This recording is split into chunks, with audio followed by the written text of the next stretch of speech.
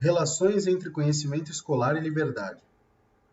A proposta desse artigo é discutir algumas relações entre a liberdade e o conhecimento escolar, na perspectiva da pedagogia histórico-crítica, que se fundamenta nas concepções marxistas de história, sociedade, ser humano e conhecimento.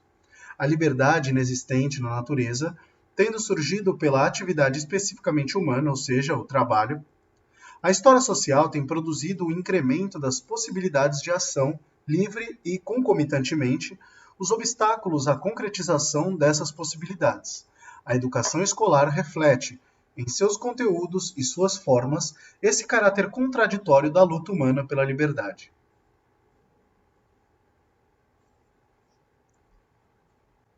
Uma liberdade em sentido absoluto, portanto, não pode existir. Tal liberdade é simplesmente uma ideia de professores e na realidade nunca existiu. A liberdade existe no sentido de que a vida dos homens coloca alternativas concretas. Creio, e parece-me já ter usado essa expressão, que o homem é um ser que dá respostas e que sua liberdade consiste no fato de que deve e pode fazer certa escolha no interior das possibilidades oferecidas dentro de certa margem. Os trabalhos efetivamente livres, por exemplo, compor, são justamente trabalhos ao mesmo tempo da maior seriedade e do mais intenso esforço. Os conhecimentos transmitidos pela escola contribuem para a formação e a transformação da visão que os alunos têm da natureza, da sociedade, da vida humana, de si mesmos como indivíduos e das relações entre os seres humanos. Entre as principais ideias constitutivas de uma concepção de mundo, encontra-se a de liberdade. Os conhecimentos escolares veiculam noções sobre a liberdade, mesmo quando não há plena clareza sobre essas noções por parte dos educadores. A proposta desse artigo é discutir algumas relações entre a categoria de liberdade e o conhecimento escolar na perspectiva da pedagogia histórico-crítica, que se fundamenta nas concepções marxistas de história, sociedade, ser humano e conhecimento. A liberdade não existe na natureza, tendo surgido pela atividade especificamente humana, ou seja, o trabalho. A história social tem produzido o incremento das possibilidades de ação livre e, concomitantemente, os obstáculos à concretização dessas possibilidades. A educação escolar reflete, em seus conteúdos e formas, esse caráter contraditório da luta humana pela liberdade. Iniciarei o artigo tecendo algumas considerações sobre liberdade na perspectiva marxista e estabelecendo conexões com a questão da formação humana para, em seguida, analisar algumas relações entre conhecimento escolar e liberdade. Por fim, abordarei o caráter contraditório que essas relações assumem na sociedade contemporânea. O tema da liberdade na tradição marxista. Lukács, 2013, página 137, situa a gênese social da liberdade nas características próprias ao trabalho, entendido como uma forma especificamente humana de relacionamento com a natureza. O caráter fundamental do trabalho para o devir do homem também se revela no fato de que sua constituição ontológica é o ponto de partida genético de outra questão vital, que move profundamente os homens ao longo de toda a sua história, a liberdade. À primeira vista, essa assertiva, que conecta geneticamente a liberdade com o trabalho, pode causar estranheza pelo fato, tão reiteradamente assinalado pelos próprios marxistas, da alienação do trabalho na sociedade capitalista. Entretanto, Lukács não desconsidera de forma alguma a questão da alienação do trabalho, o que não o impede, tal como não impediu a Marx e a Engels, de analisar dialeticamente o papel histórico do trabalho na superação do determinismo biológico que condiciona as demais formas de vida em nosso planeta. Engels, por exemplo, já havia assinalado que a liberdade, pois, é o domínio de nós próprios e da natureza exterior, baseado na consciência das necessidades naturais. Como tal é, forçosamente, um produto da evolução histórica. Os primeiros homens que se levantaram do reino animal eram, em todos os pontos essenciais de suas vidas, tão poucos livres quanto os próprios animais. Cada passo dado no caminho da cultura é um passo no caminho da liberdade. A liberdade é vista dessa forma como um processo social no qual se unem objetividade e subjetividade. Os seres humanos não se tornam livres pela negação da objetividade da natureza, mas por seu conhecimento e seu domínio. Para dominar a realidade externa, o ser humano precisa dominar sua atividade, que deve ser uma atividade consciente. Lukács desenvolve uma detalhada análise dessa dialética entre objetividade e subjetividade na atividade de trabalho, permitindo dessa forma a compreensão das origens da liberdade no fato de que o ser humano precisa escolher entre diferentes opções de ação para atingir seus objetivos. Com efeito, é nessa alternativa que aparece, pela primeira vez, sob uma figura claramente delineada, o fenômeno da liberdade, que é completamente estranho à natureza. No momento em que a consciência decide, em termos alternativos, qual finalidade quer estabelecer e como se propõe a transformar as cadeias causais correntes em cadeias causais postas, como meios de sua realização, surge um complexo de realidade dinâmico que não encontra paralelo na natureza. O fenômeno da liberdade, pois, só pode ser rastreado aqui em sua gênese ontológica. Numa primeira aproximação, a liberdade é aquele ato de consciência que dá origem a um novo ser posto por ele. Sendo o trabalho uma atividade teleológica, a relação entre os fins conscientes e os meios empregados para atingir esses fins é, sem dúvida, fundamental. Para que a escolha dos fins seja a mais adequada possível, é preciso conhecimento da dinâmica objetiva da realidade, ao menos no que se refere ao âmbito da realidade que se pretende modificar com uma determinada atividade. Lukács, na passagem citada, emprega a expressão cadeias causais correntes para referir-se a essa dinâmica objetiva da realidade. Quando o ser humano intervém nessas cadeias causais para obter determinados resultados, elas passam de cadeias causais correntes a cadeias causais postas, ou seja, a dinâmica objetiva da realidade incorpora os objetivos e planos traçados pela consciência. O subjetivo se transforma em objetivo, mas só opera essa transformação se for capaz de compreender a objetividade. Essa análise remete à questão do desenvolvimento do psiquismo humano, pois a exploração pela mente humana das conexões existentes entre os fenômenos da realidade objetiva exige a formação da capacidade de controle dos processos mentais.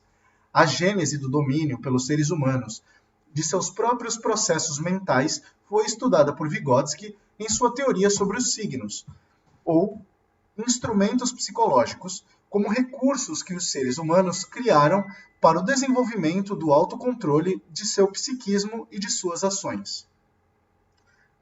Assim como Lukács buscou na atividade de trabalho as origens do fenômeno da liberdade, também Vygotsky buscou, nas formas mais elementares da atividade psíquica humana, as origens da capacidade de realização de escolhas conscientes ou, nos termos da psicologia, a origem do ato volitivo. Para explicar a problemática do ato volitivo, Vygotsky recorre ao clássico exemplo do asno de Buridan, embora assinale que seja um equívoco a atribuição da autoria desse exemplo a esse pensador francês do século XIV.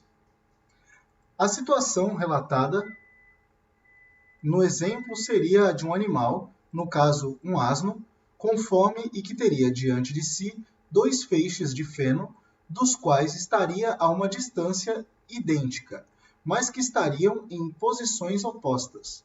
Incapaz de se decidir por um dos 2 montes de feno, o asno acaba morrendo de fome.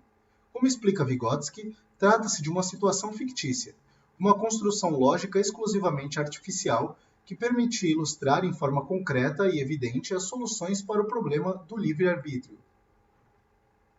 Em realidade, nem os animais, nem os seres humanos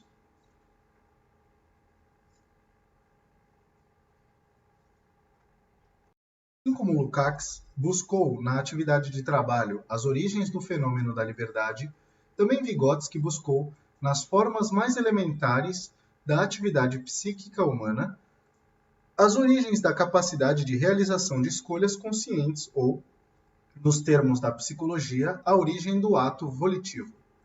Para explicar a problemática do ato volitivo, Vygotsky recorre ao clássico exemplo do asno de Buridan, embora assinale que seja um equívoco a atribuição da autoria desse exemplo a esse pensador francês do século XIV. A situação relatada no exemplo seria a de um animal, no caso um asno, com fome e que teria diante de si 2 feixes de feno, dos quais estaria a uma distância idêntica, mas que estariam em posições opostas. Incapaz de se decidir por um dos 2 montes de feno, o asno acaba morrendo de fome.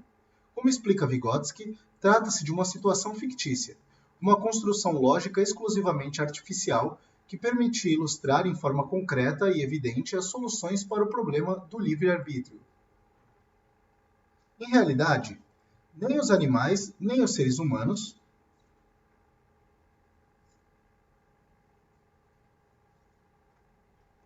agem na forma da pura imobilidade perante situações similares a essa. Citando experimentos realizados por Pavlov, Vygotsky afirma que um cão, na situação do asno de Buridan, cairá seguramente na neurose em lugar de neutralizar mecanicamente os processos nervosos contraditórios. Para o estudo desse tipo de situação com os seres humanos, Vygotsky inicia pelas funções psicológicas elementares e recorre à observação de situações cotidianas. É o caso, por exemplo, daquelas situações nas quais uma pessoa tem que tomar uma decisão sobre como agir, mas sua capacidade de análise objetiva da situação não lhe é suficiente para decidir-se por uma das alternativas. Vygotsky apresenta um exemplo extraído da obra literária Guerra e Paz, de Tolstói, em que um personagem está em dúvida sobre ir para a guerra ou aguardar o desenrolar dos acontecimentos. Para sair da indecisão, o personagem utiliza um recurso externo, um jogo de baralho, ou seja, delega ao acaso das cartas a decisão, que acaba sendo a de não ir para a guerra. Não se trata, é evidente, de um caso no qual o indivíduo tenha tomado uma decisão com pleno conhecimento de todos os aspectos da situação e das consequências de uma ou outra opção. Mas o elemento essencial que Vygotsky destaca com esse exemplo é o da utilização pelo indivíduo de um recurso externo para controlar seus processos psíquicos, no caso, o processo psíquico de tomada de decisão. Vygotsky menciona também experimentos psicológicos realizados com crianças que são colocadas em situações em que devem se decidir entre 2 alternativas e, diante da indecisão, lançam a sorte. Vygotsky, então, analisa a contradição dialética contida na questão do livre-arbítrio. Por um lado, quando a pessoa delega a decisão entre 2 alternativas igualmente possíveis ao ato de lançar a sorte, está subordinando-se a um elemento externo que decidirá por ela. Não é, portanto, uma decisão livre. Por outro lado, é o próprio sujeito que toma a iniciativa de delegar a escolha ao fator externo, o que se caracteriza como um ato consciente e voluntário, sendo, portanto, um ato livre. Vygotsky, porém, não dissocia a questão do autodomínio individual do processo coletivo de domínio dos rumos da sociedade. Nossa ciência, a psicologia, não podia nem pode desenvolver-se na velha sociedade, a sociedade capitalista. O domínio da verdade sobre a pessoa e o domínio de si mesma pela pessoa não será possível enquanto a humanidade não dominar a verdade sobre a sociedade e não dominar a própria sociedade. Pelo contrário, na nova sociedade, nossa ciência se encontrará no centro da vida. O salto do reino da necessidade ao reino da liberdade colocará inevitavelmente a questão do domínio de nosso próprio ser, de subordiná-lo a nós mesmos. Trata-se, portanto, da dialética entre indivíduo e sociedade que se traduz na questão da necessidade de atuação, tanto no sentido das transformações internas à atividade do indivíduo, como no sentido da transformação por meio de ações individuais e coletivas das condições sociais limitadoras das possibilidades de liberdade das atividades humanas. Mas a transformação das condições sociais é feita pelas pessoas que se formaram nessas mesmas condições. Para que essa transformação ocorra, é preciso que os indivíduos desenvolvam a capacidade de desnaturalização dessas condições, o que quer o domínio de conhecimentos da realidade sócio-histórica para além dos fenômenos imediatamente perceptíveis na cotidianidade. Destaca-se aqui a dialética entre a determinação social das ações individuais e o papel da consciência na condução de ações transformadoras. É nesse sentido que Lukács, no prólogo de sua obra Estética, afirma que a prioridade ontológica do ser sobre a consciência não significa que a consciência se submeta inelutavelmente às determinações objetivas. A consciência tem um decisivo papel na transformação dessas determinações, com a condição, porém, que os seres humanos desenvolvam formas de conhecer objetivamente os processos sociais e naturais que os coloquem a serviço das finalidades humanas. O ser existe sem a consciência, mas a consciência não existe sem o ser.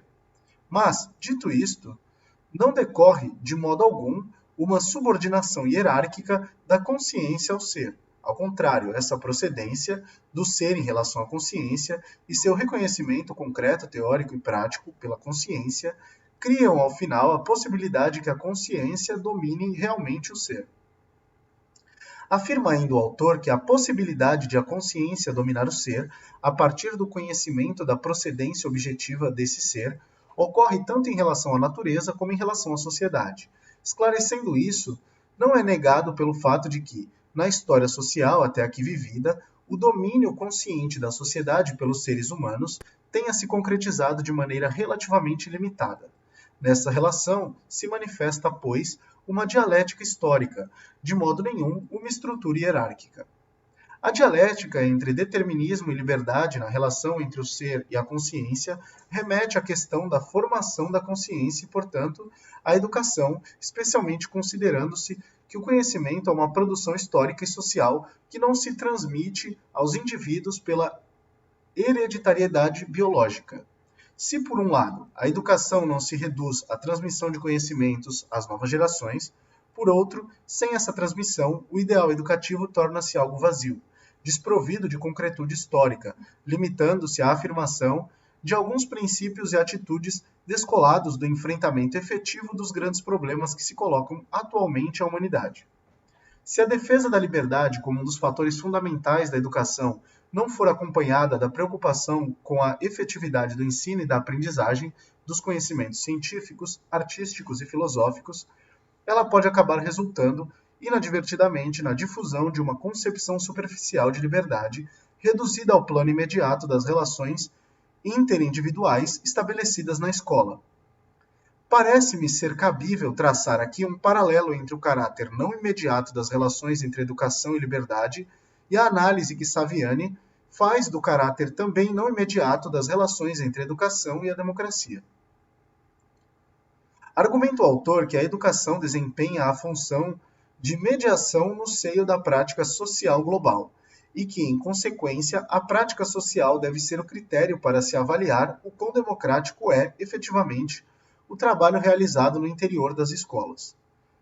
Sem as necessárias mediações na análise dos efeitos sociais da educação escolar, corre-se o risco de se julgar a realidade a partir das aparências. Seria o caso, por exemplo, de se considerar democrática e livre uma educação na qual fosse estabelecida, de partida, uma condição de igualdade entre professor e aluno. Com efeito, se, como procurei esclarecer, a educação supõe a desigualdade no ponto de partida e a igualdade no ponto de chegada, agir como se as condições de igualdade estivessem instauradas desde o início não significa, então, assumir uma atitude de fato pseudodemocrática? Não resulta, em suma, num engodo? Acrescente-se ainda que essa maneira de encarar o problema educacional acaba por desnaturar o próprio sentido do projeto pedagógico. Isso porque, se as condições de igualdade estão dadas desde o início, então já não se põe a questão de uma realização no ponto de chegada. Com isso, o processo educativo fica sem sentido. Esse caráter mediador da educação é também analisado por Saviani, no que se refere às relações entre automatismo e liberdade no trabalho educativo. O autor diverge da ideia de que todo automatismo seria a negação da liberdade e defende, ao contrário, que o automatismo é condição da liberdade. Para explicar essa assertiva, emprega os exemplos da aprendizagem, da atividade de dirigir um automóvel e da alfabetização, mostrando que a pessoa só se torna livre para a realização dessas atividades quando já automatizou os atos que as compõem, não sendo mais necessária a concentração em cada um deles individualmente. Conclui, então, que é possível afirmar que o aprendiz, no exercício daquela atividade que é o objeto da aprendizagem, nunca é livre. Quando ele for capaz de exercê-la livremente, nesse exato momento, ele deixou de ser um aprendiz. Nesse ponto, há um vasto terreno que não foi ainda explorado em todas as suas dimensões. Trata-se da dialética entre o aumento da liberdade individual, que se espera alcançar por meio do trabalho educativo, e a momentânea restrição da liberdade, para que ocorra a aquisição das ferramentas mentais, sem as quais não é possível o domínio dos conhecimentos científicos, artísticos e filosóficos.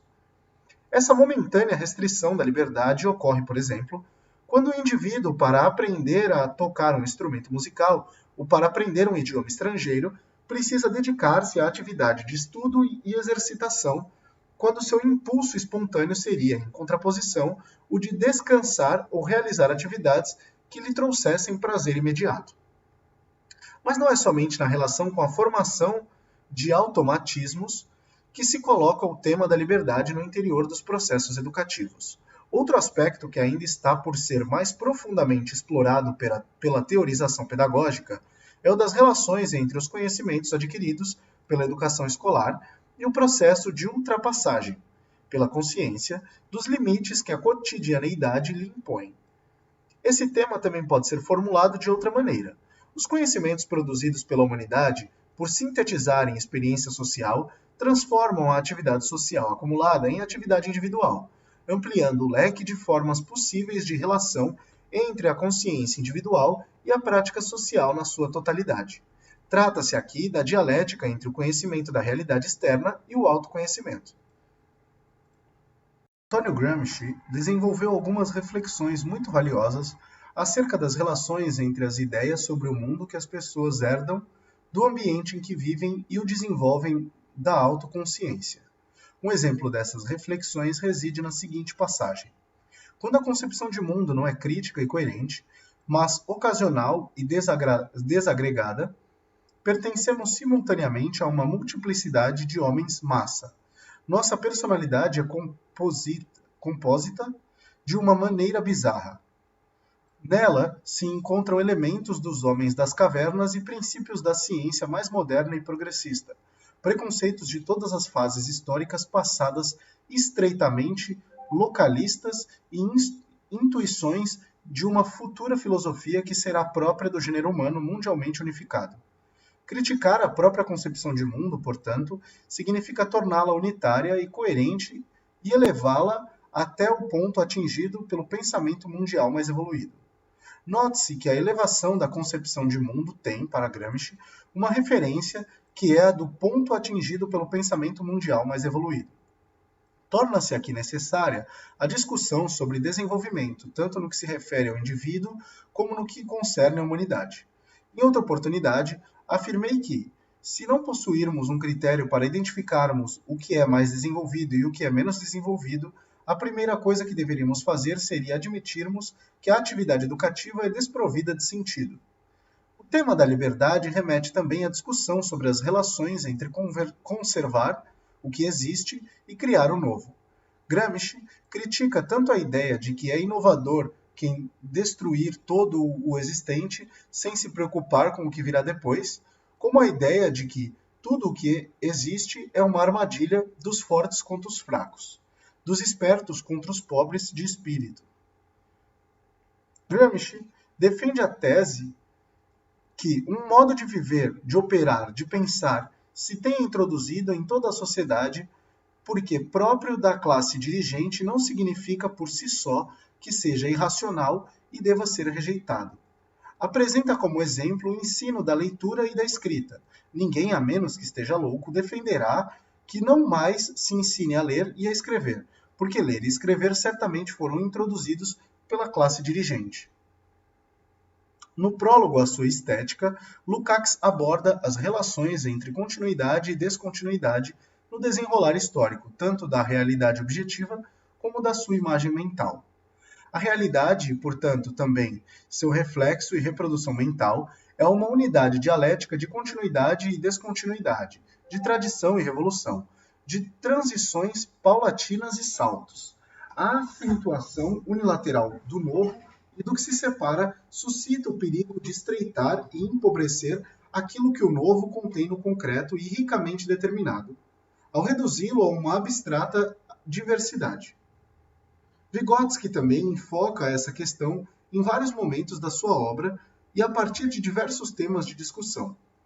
Uma das ocasiões em que a relação entre preservação do existente e criação do novo é abordada em seu trabalho é quando analisa o papel da imitação no desenvolvimento psíquico humano. Para Vygotsky, a imitação é um fator essencial no desenvolvimento das formas superiores do comportamento humano. Tal importância do processo de imitação era explicada por Vygotsky justamente por meio da relação entre o que a criança já sabe e o que é novo para ela a cada momento do seu desenvolvimento psíquico. O desenvolvimento que parte da colaboração mediante a imitação é fonte de todas as propriedades especificamente humanas da consciência da criança. O fator principal é constituído pelo desenvolvimento com base no ensino.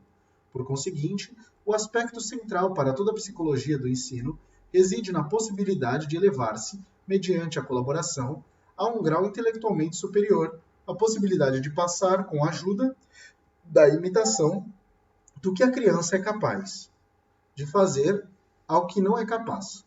Nisso se baseia toda a importância do ensino no desenvolvimento, e isso é o que constitui, na realidade, o conteúdo do conceito de zona de desenvolvimento próximo. A imitação, se a interpretamos no sentido amplo, é a forma principal pela qual se leva a cabo a influência do ensino sobre o desenvolvimento.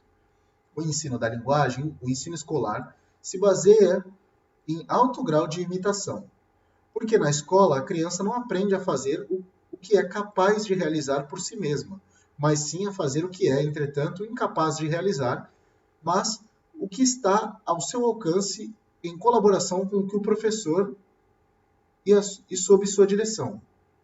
O fundamental no ensino é precisamente o novo que a criança aprende.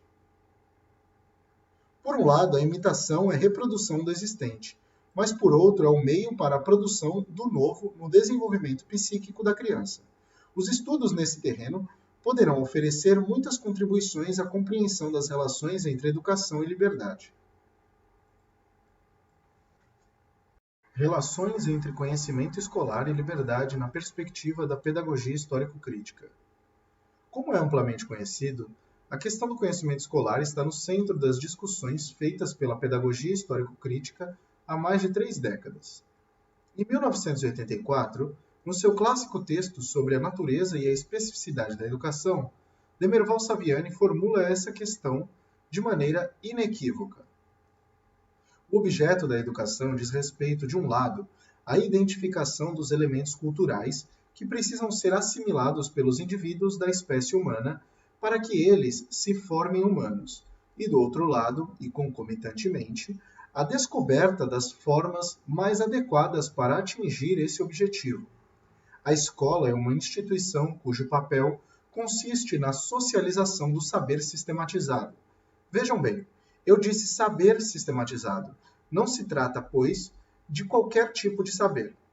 Portanto, a escola diz respeito ao conhecimento elaborado e não ao conhecimento espontâneo. Ao saber sistematizado e não ao saber fragmentado. A cultura erudita e não a cultura popular.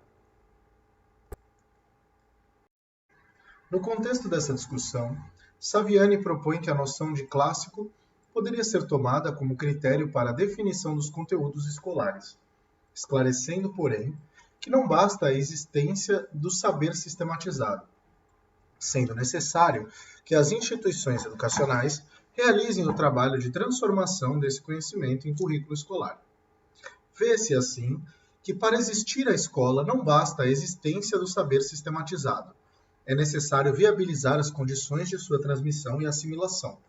Isso implica dosá-lo e sequenciá-lo de modo que a criança passe gradativamente do seu não domínio ao seu domínio. Ora, o saber dosado e sequenciado para efeitos de sua transmissão, assimilação no espaço escolar, ao longo de um tempo determinado, é o que nós convencionamos chamar de saber escolar. Não é este o espaço para a recuperação dos vários debates que ocorreram na década de 1980 em torno das proposições da pedagogia histórico-crítica sobre a especificidade da educação escolar, de seus conteúdos e das formas de ensiná-los. Mas é preciso assinalar que não faltaram críticas a essas posições e que tais críticas, na sua maioria, inspiraram-se tanto nos princípios valorativos defendidos pelas pedagogias do aprender a aprender, como no ceticismo epistemológico tão largamente difundido pelo pós-modernismo. Alguns anos depois, baseando-me nos estudos de Georgi Lukács e Agnes Heller sobre as relações entre a vida cotidiana e outras esferas de objetivação do gênero humano, como a ciência e a arte, defendi a tese de que cabe à educação escolar, no processo de formação do indivíduo, o papel de atividade mediadora entre a esfera da vida cotidiana e as esferas não cotidianas de objetivação do gênero humano. Ao longo das 2 últimas décadas, tenho realizado estudos voltados, por um lado, a crítica às concepções pedagógicas que subordinam os conteúdos escolares às demandas do cotidiano e do meio sociocultural imediato no qual vivem os alunos, e, por outro, a elaboração de contribuições na linha da pedagogia histórico-crítica que fortaleçam as iniciativas em prol de um sistema educacional de educação pública no Brasil, que efetivamente socialize o conhecimento científico, artístico e filosófico nas suas formas mais desenvolvidas. Como, porém, justificar o ensino desses conhecimentos na escola? Partindo-se das considerações apresentadas no item anterior sobre a importância do trabalho no desenvolvimento do ser humano, justifica-se o ensino escolar das ciências da natureza e da sociedade como produção na consciência dos alunos da compreensão em níveis cada vez mais aprofundados da saga humana de obtenção do conhecimento objetivo sobre o ser natural, o ser social e as suas inter-relações. A natureza já existia antes que o ser humano existisse e já passava por transformações como a origem do sistema solar, a origem do planeta Terra, as eras geológicas, a origem da vida no nosso planeta e a evolução da vida. Com a evolução da vida em geral e do ser humano, desde os australopitecos até o Homo sapiens, ocorreu a grande transformação caracterizada pelo desenvolvimento da atividade, vindo a construir-se o trabalho como atividade teleológica, dirigida por finalidades conscientes, que produz e emprega meios, ferramentas e linguagem, além de se efetivar de maneira fundamentalmente social. Teve início, assim, o desenvolvimento propriamente histórico-social da humanidade. Essa história, por sua vez, desenvolveu-se por meio das formas de organização social da produção dos bens que satisfazem as necessidades humanas. Mas os avanços da humanidade no sentido da liberdade têm sido movidos por contradições fundamentais geradas pela luta de classes. Quem negará a importância da antiguidade grega para as artes, para a filosofia e para a política? Mas toda essa inestimável riqueza que se incorporou ao patrimônio da humanidade foi produzida numa sociedade construída sobre a base da escravidão. O gigantesco desenvolvimento das forças produtivas pela sociedade capitalista não encontra precedentes na história da humanidade, mas tal desenvolvimento foi obtido à custa da exploração e da alienação do trabalho, da produção de abissais desigualdades sociais e da destruição ambiental. Toda essa saga da humanidade, com as suas remotas origens na evolução espontânea da natureza, precisa ser compreendida pelas novas gerações para que elas se situem na história e se posicionem perante as alternativas existentes no presente. Esse tipo de atitude perante a realidade social e natural exige a formação nas novas gerações de um tipo de relacionamento com o mundo que não se limite ao imediatismo e ao pragmatismo da cotidianeidade, como explica Koski. Os homens usam o dinheiro e com ele fazem as transações mais complicadas sem ao menos saber, sem ser obrigados a saber, o que é o dinheiro. Por isso, a praxis utilitária imediata e o senso comum a ela correspondente colocam o homem em condições de orientar-se no mundo, de familiarizar-se com as coisas e manejá-las, mas não proporciona a compreensão das coisas e da realidade. Por esse motivo, Marx pode escrever com aqueles que efetivamente determinam as condições sociais, se sentem à vontade. Qual peixe na água no mundo das formas fenomênicas desligadas da sua conexão interna e absolutamente incompreensíveis em tal isolamento? Naquilo que é intimamente contraditório, nada vem de misterioso, e seu julgamento não se escandaliza nem um pouco diante da inversão do raciocínio e do irracional. Várias pedagogias hegemônicas na atualidade preconizam que a melhor educação escolar é a que atenda às demandas espontâneas dessa cotidianeidade assumida de forma naturalizada. A pedagogia histórico-crítica entende, ao contrário, que a passagem do senso comum à consciência filosófica é condição necessária para situar a educação numa perspectiva revolucionária. Não se trata, porém, de qualquer consciência filosófica, mas sim naquela que seja capaz de responder de maneira dialética, materialista e histórica a perguntas como: o que é o ser humano? O que é a natureza? O que é a sociedade? O que é o conhecimento? O que é a vida humana e como é possível dar sentido a ela? Como os seres humanos se humanizam? Como eles se alienam perante a realidade criada pela sua própria atividade? Como se criam e se desenvolvem os valores? Como se desenvolve historicamente a liberdade? Em que consiste a natureza essencialmente sociocultural do ser humano? Quais as possibilidades de unificação dos seres humanos em direção à constituição de uma humanidade verdadeiramente universal e livre? Como se forma e se desenvolve cada indivíduo? Como promover esse desenvolvimento de maneira que cada ser humano seja único e, ao mesmo tempo, representativo da universalidade da humanidade?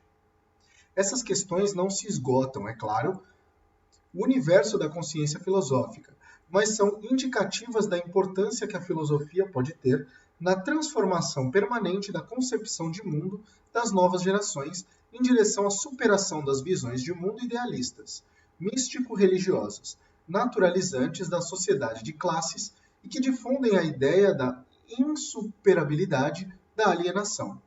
Procurar responder a essas perguntas é, ao mesmo tempo, aprender a desenvolver a reflexão filosófica a partir da experiência humana acumulada nesse terreno.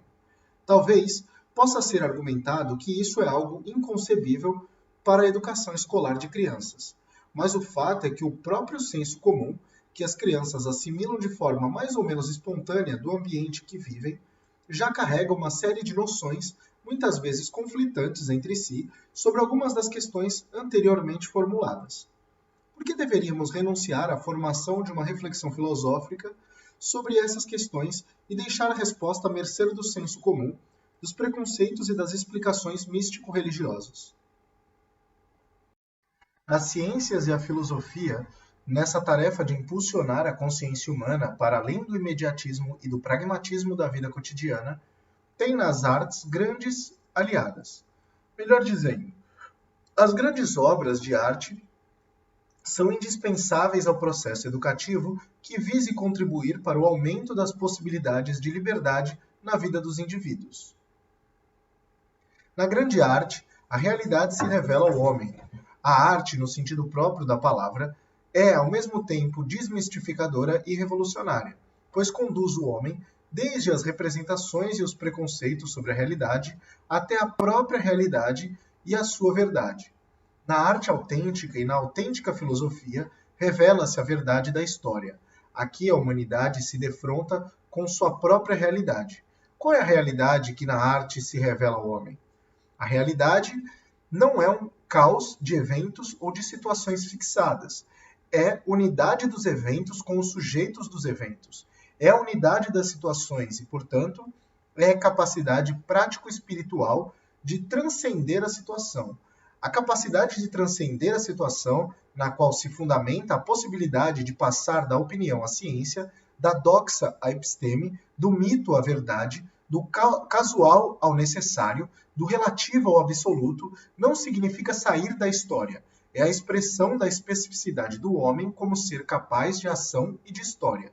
O homem não é prisioneiro da animalidade e da barbárie da espécie, dos preconceitos, das circunstâncias, mas com o seu caráter ontocriador, como praxis, possui a capacidade de transcendê-los para se elevar à verdade e à universalidade. Para evitar possíveis mal-entendidos em relação aos termos empregados nessa citação, não é demais salientar que a capacidade prático-espiritual de transcender a situação nada tem a ver com a ideia religiosa de existência de um mundo transcendente. Ao contrário, trata-se da capacidade humana de transformar objetivamente a realidade a partir de uma compreensão que não se limite a como ela se apresenta em sua superficialidade momentânea, mas veja nela as possibilidades efetivas de se tornar algo diferente do que é atualmente. É esse o significado do caráter ontocriador do ser humano. As artes educam a subjetividade, tornando-nos capazes de nos posicionarmos perante os fenômenos humanos de uma forma que ultrapasse o pragmatismo cotidiano. As artes trazem para a vida de cada pessoa a riqueza resultante da vida de muitas gerações de seres humanos em formas condensadas, possibilitando que o indivíduo vivencie de maneira artística aquilo que não seria possível viver com tal riqueza na sua cotidianeidade.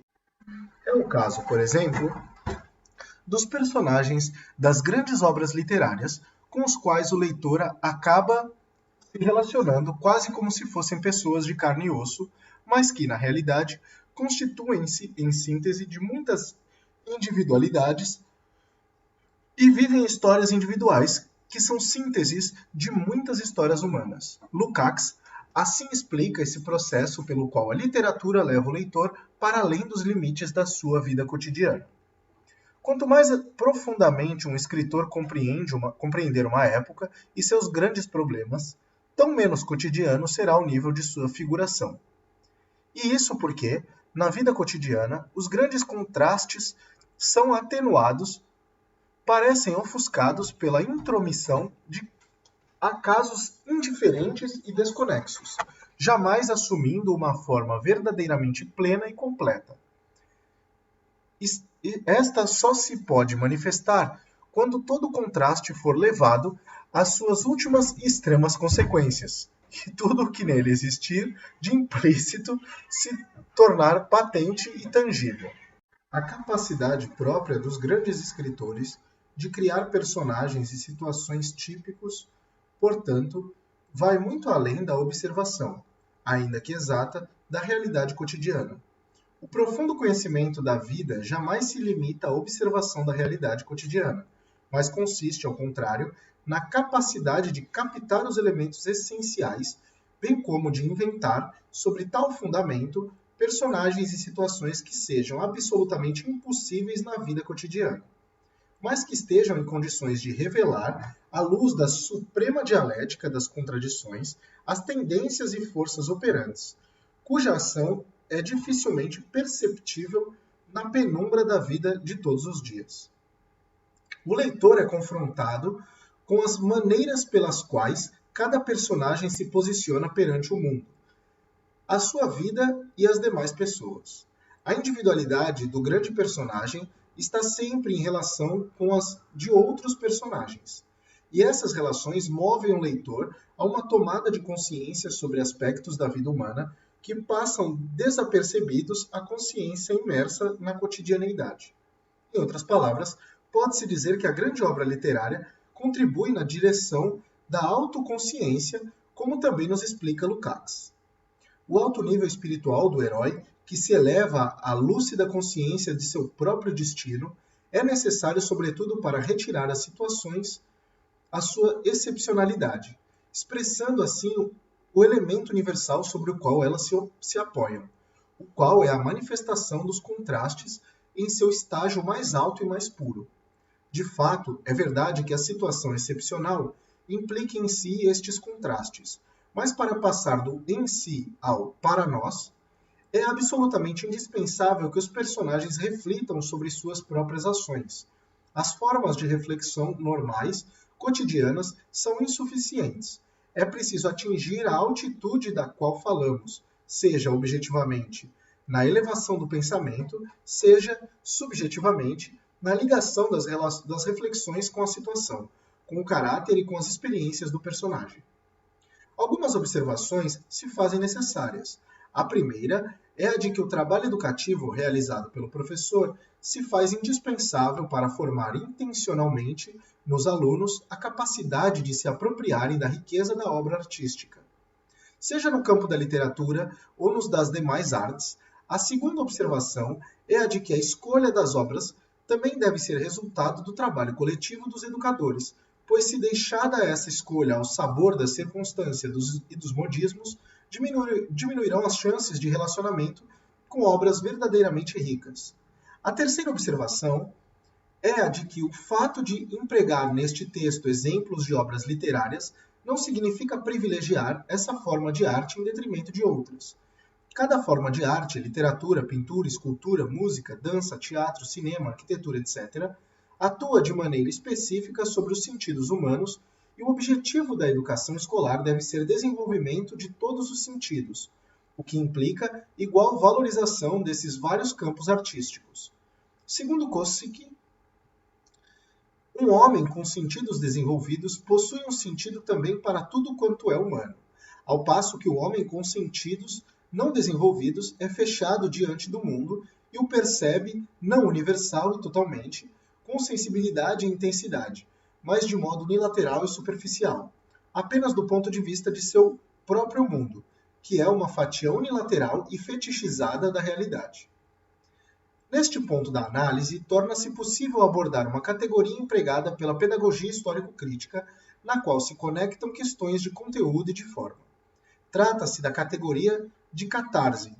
Em Gramsci, a catarse apresenta-se como um conceito ético-político referente a um processo de transformação objetiva e subjetiva.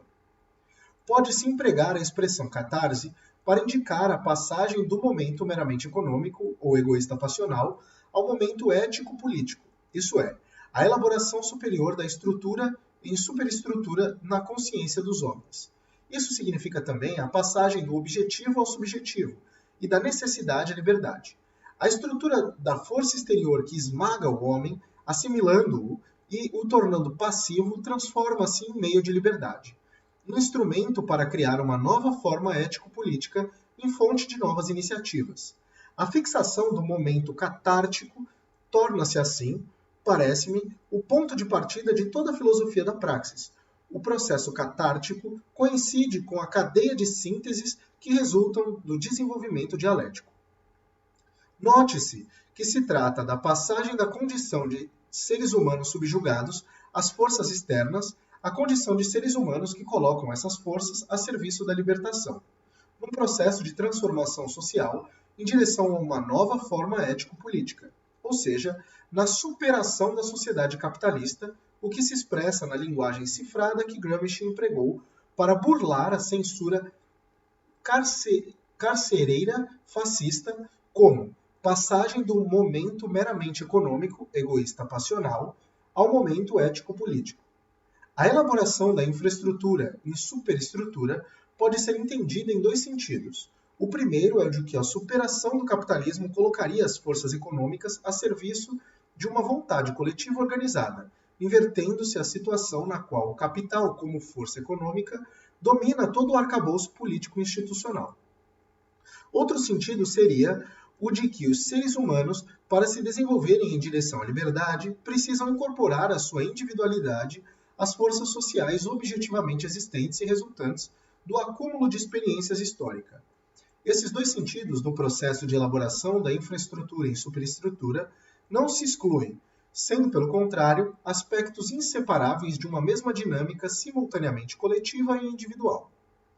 O conceito ético-político de catarse em Gramsci foi incorporado à pedagogia por Demerval Saviani, que ao contrapor o método de uma pedagogia marxista ao método da escola tradicional e ao da escola nova, considerou a catarse como um momento da expressão elaborada da nova forma de entendimento da prática social a que se ascendeu.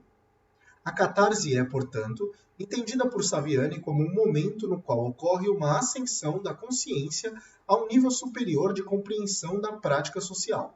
O conhecimento que é transmitido sistematicamente ao aluno pelo processo de ensino escolar não se agrega mecanicamente à sua consciência, mas a transforma, produzindo uma mudança. O aluno passa então a ser capaz de compreender o mundo de forma relativamente mais elaborada, superando, ainda que parcialmente, o nível do pensamento cotidiano, ou, em termos gramscianos, o nível do senso comum. Para Saviani, trata-se da efetiva incorporação dos instrumentos culturais, transformados agora em elementos ativos de transformação social. Gramsci e Saviani não dão sustentação nem à redução da educação ao ensino, nem à contraposição entre ambos. Em outras palavras, a aquisição de conhecimentos na educação escolar é vista por esses dois pensadores como uma importante parte do processo de formação humana, mas tal aquisição não é um fim em si mesmo. Sua justificativa encontra-se, em última instância, na prática social. Também esses dois autores não separam a formação ética do indivíduo do desenvolvimento da sua concepção de mundo, ou seja, da formação do seu posicionamento político em relação à sociedade na qual vive. Sem o pensamento conceitual, que se desenvolve a partir das relações recíprocas entre atividade, pensamento e linguagem, o ser humano não seria capaz de dominar os processos mais complexos e profundos da realidade. É bastante conhecida a afirmação de Marx de que toda ciência seria supérflua se a forma de manifestação e a essência das coisas coincidissem imediatamente. Na vida cotidiana, dificilmente conseguimos, na nossa apreensão da realidade, ir além da aparência das coisas.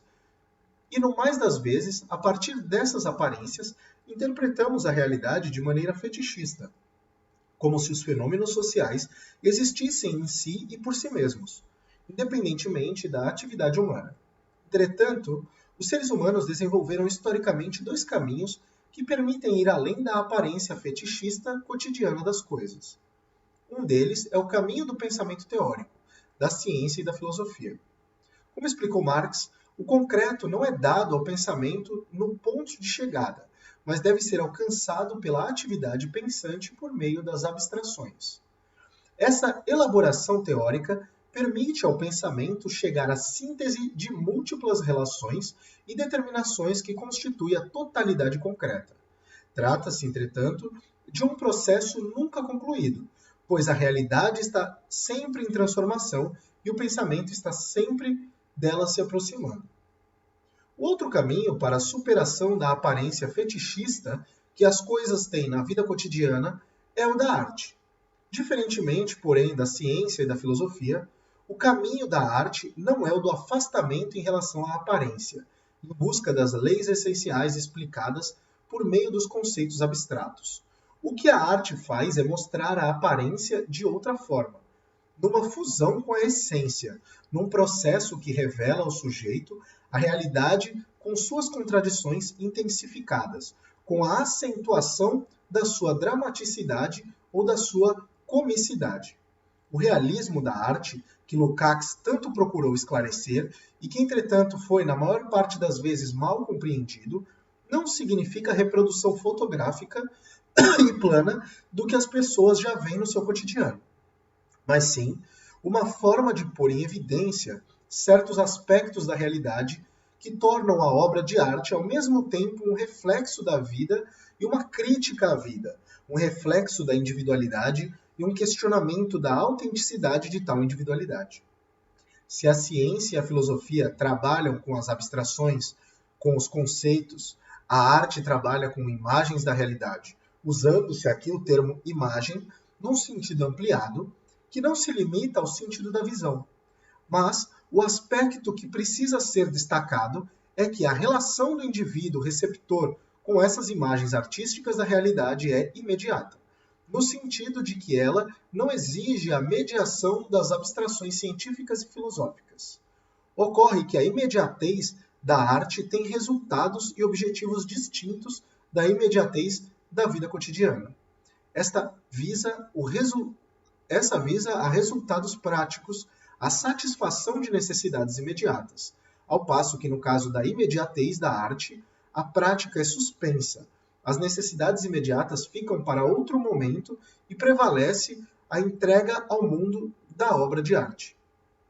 Momentaneamente, o indivíduo age não para atingir resultados práticos, mas para viver a relação imediata com a obra de arte. Uma relação que se dirige ao conteúdo da obra, mas é dirigida por sua forma, num processo em que o indivíduo está em contato com a aparência, mas esta o conduz a questões essenciais da vida humana. Segundo Lukács, a contradição específica da arte a esse processo de desenvolvimento do gênero humano seria a de elevação da subjetividade a um nível superior, no qual a personalidade objetiva-se como uma síntese entre o singular e o universal, e entre o sujeito e o objeto. Todo artista é um indivíduo cuja vida transcorre em condições ao mesmo tempo singulares e universais. Toda obra de arte é uma totalidade que reflete na sua particularidade a dialética entre singularidade e universalidade. Todo indivíduo receptor de uma obra de arte realiza a recepção em circunstâncias específicas, tanto do ponto de vista objetivo quanto do ponto de vista subjetivo. Como uma obra de arte produzida em outra época, em outro contexto, por alguém muito diferente do sujeito receptor, pode nele produzir efeitos muito profundos, emoções mais fortes do que aquelas que esse indivíduo experimenta na maior parte dos momentos da sua vida cotidiana. A resposta de Lukács é que a arte liga o percurso da vida individual ao percurso histórico da humanidade. Mas, de onde deriva a força evocativa desses dramas? Acreditamos que resida no fato de que neles é revivido e feito presente precisamente o próprio passado. E este passado não como sendo a vida anterior pessoal de cada indivíduo, mas como a sua vida anterior como pertencente à humanidade. Essa força evocativa atinge o espectador, independentemente de serem obras contemporâneas que abordem temas do presente, ou obras do passado, ou de outra realidade social, outro país, outra classe social. Nas grandes obras de arte, os homens revivem o presente e o passado da humanidade, as perspectivas de seu desenvolvimento futuro, mas os revivem não como fatos exteriores cujo conhecimento pode ser mais ou menos importante, e sim como algo essencial para a própria vida, como um momento importante também para a própria existência individual. A obra de arte não é apenas um meio para o indivíduo adquirir conhecimento sobre a existência presente ou passada de fatos, eventos, dramas, mas sim de reviver tudo isso de uma maneira condensada e intensa, incorporando a sua própria subjetividade à experiência humana artisticamente sintetizada. Essa conexão da obra de arte com os grandes problemas do desenvolvimento da humanidade é que faz a diferença entre obras que conservam o seu valor ao longo do tempo, ou seja, obras que se tornam clássicas e aquelas que envelhecem, que perdem a sua importância. Lukács esclarece o que se constitui um fator definidor do valor de uma obra de arte para a humanidade. Segundo ele, para que uma obra de arte mantenha o seu valor ao longo da história, é preciso que esta consiga estabelecer relações entre o seu mundo interno e as questões fundamentais do desenvolvimento da humanidade. As obras de arte, ou consideradas como tais, que, embora reajam de maneira viva a certos problemas cotidianos, não estão, por outro lado, em condições de desenvolvê-los até tocar nos problemas decisivos da humanidade. São obras que envelhecem num tempo relativamente breve. As relações entre os efeitos da vivência artística sobre o indivíduo e a sua vida cotidiana ocorrem de maneira não imediata. Passam por complexas mediações, razão pela qual Lukács discorda de dois extremos no campo da estética.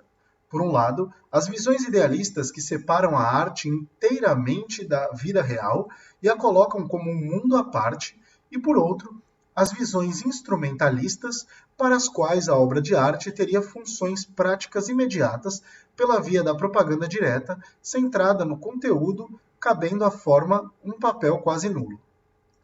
Apresenta-se aqui um tema que não poderia explorar neste artigo.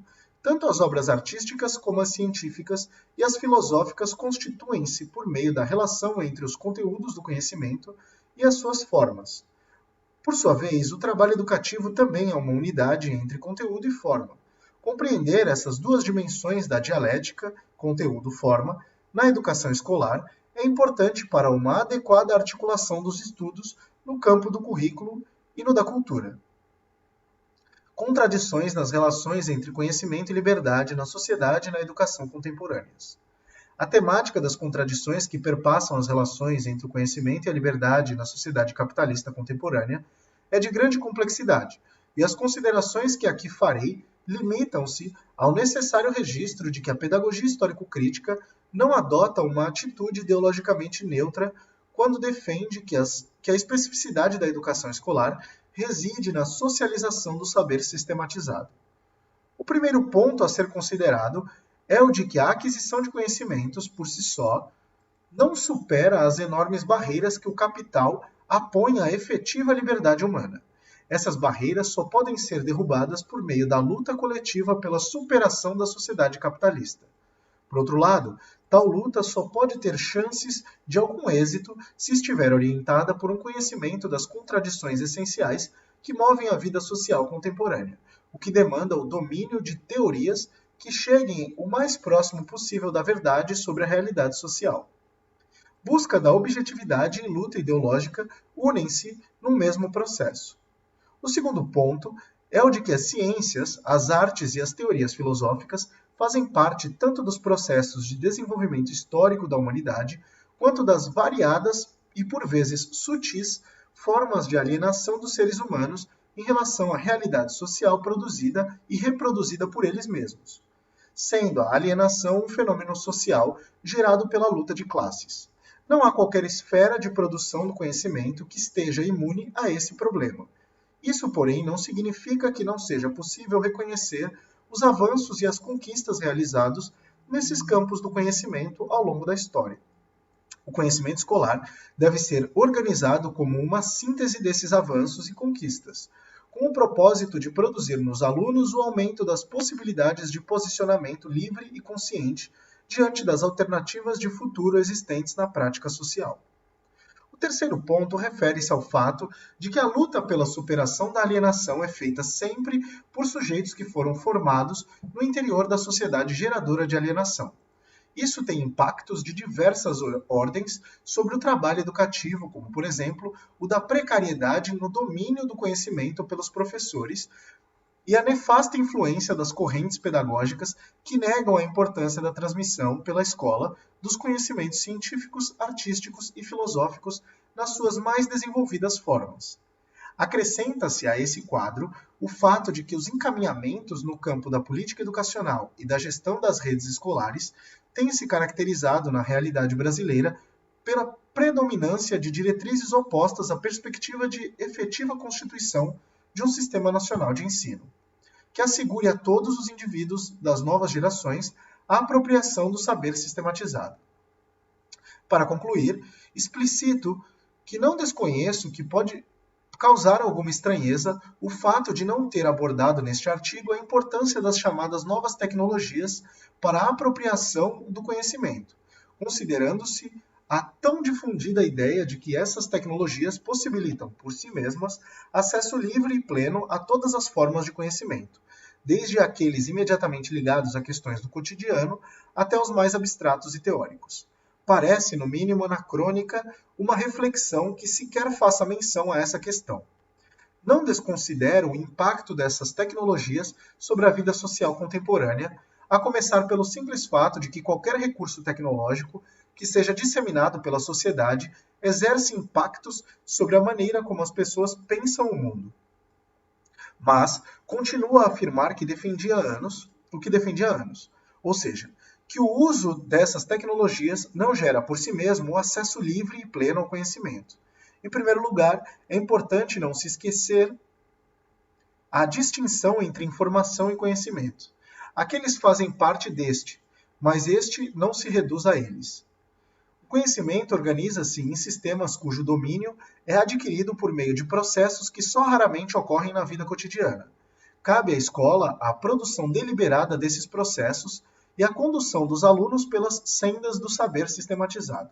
Somente assim as pessoas estarão em condições de se apropriar constantemente do conhecimento, disponível em qualquer tipo de fonte. Caso contrário, seria como se, no início da Divina Comédia, o poeta Virgílio não aparecesse para guiar Dante e este ficasse para sempre na situação inicial, num lugar desconhecido, sem saber como havia chegado àquele lugar e cercado por animais ferozes. Mas, nesse clássico poema, Virgílio, o poeta romano, que era o modelo máximo para Dante, também poeta, aparece e o guia de forma serena e segura pelos mais tenebrosos caminhos do inferno e do purgatório, fazendo com que o leitor muito aprenda sobre o ser humano.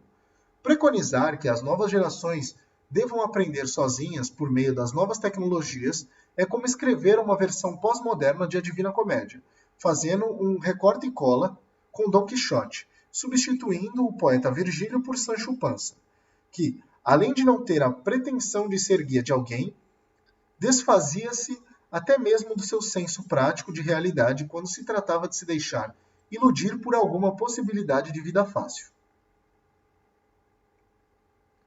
Fale a verdade, respondeu Sancho Panza. Eu nunca li histórias, porque não sei ler nem escrever. Mas o que me atrevo a apostar é que mais atrevido amo do que vossa mercê, nunca eu o servi em dias de minha vida. E queira Deus que esses atrevimentos, se não venham a pagar onde já existe, o que a vossa mercê peço é que se cure dessa orelha, que se lhe vai esvaindo em sangue. Eu aqui trago nos alfajores fios e um pouco de urguento branco.